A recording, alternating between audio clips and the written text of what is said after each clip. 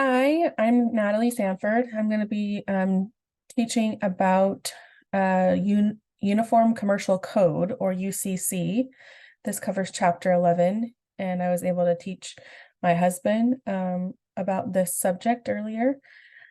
So the UCC, as I stated, Uniform Commercial Code, specifically in Article 2, covers contracts for the sale of goods, and that is streamlines commercial transactions so it won't be confusing from state to state.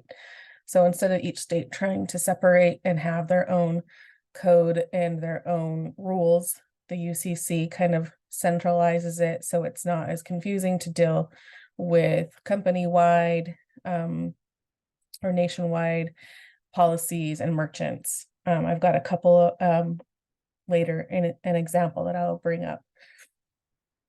So general contract laws still apply unless the UCC changes them. So it would just have to change all of them. So a sale is defined as the passing of title or ownership from seller to buyer for a price. And goods are things that you can touch, like a bike or a car or a home.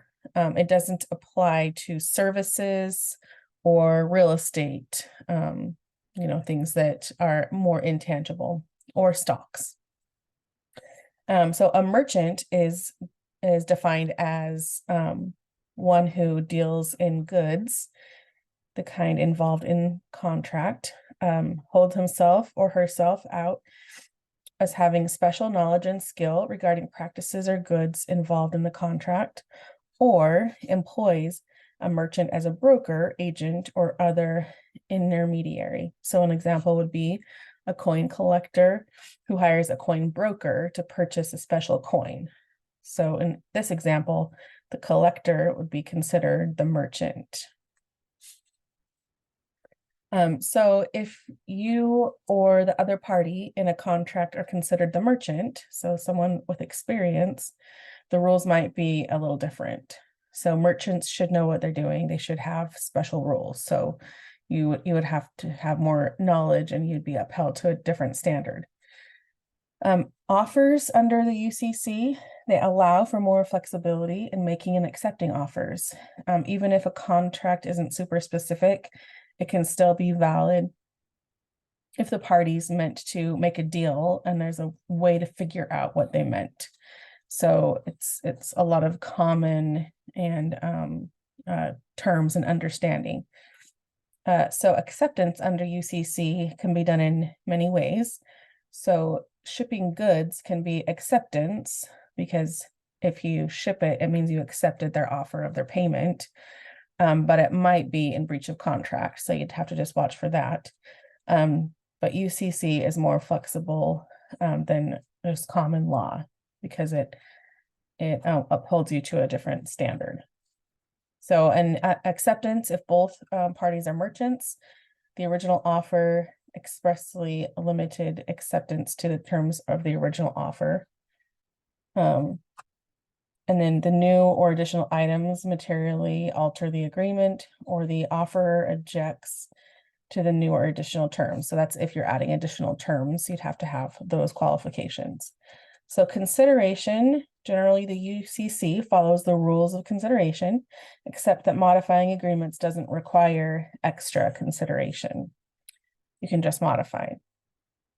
And so the statute of frauds, like regular law, the UCC requires some contracts to be in writing. For sales of goods priced at $500 or more, any written note or message can work as long as it shows both parties intended to make the deal. So this could be done in an email or a handwritten note. It doesn't have to be an official worded typed up contract.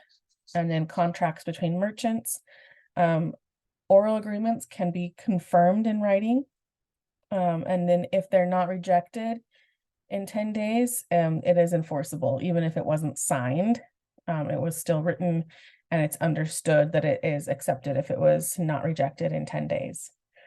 And the parole evidence rule, this prevents parties from talking about things said or before the agreement to keep the deal clear. So we can't, write up a contract and then say, well, we talked about that, but it's not written in the contract. It has to all be in there. So however, certain things like past conduct, trade practices, or ongoing performance can be used to help understand the contract better, but it doesn't uphold. So personal experience that I have, I didn't realize until I had researched on this topic that I deal with merchants a lot. So the way that my business works, I own a grocery store, and all of our groceries are bought on consignment, which means I don't own the inventory, I manage the inventory. So me as a merchant, I am purchasing, or I'm agreeing that I will manage and sell items from another merchant. So Grocery Outlet Corporate has agreed to hand off the goods to me, and then we sell them. So we're a merchant buying from a merchant. I also have merchant to merchant agreements where we do credit card merchant. So we agree to pay, we will accept payment from the credit card holders, and then we will uphold our end and pay the credit card company those fees plus additional fees for operations. And then another one is it's kind of the same as credit cards, but it's for SNAP or EBT or food stamps. We agree under certain conditions that we will provide services to their card holders under certain rules and regulations, and we, a merchant to merchant, agree to those, and there are signed agreements to that, but it doesn't have a timeline on the contract. We could stop using any of those at any time, but we have to follow the rules in order to be able to use those services and have agreements with them. And that's all I have for you today. Thanks a lot. Good night.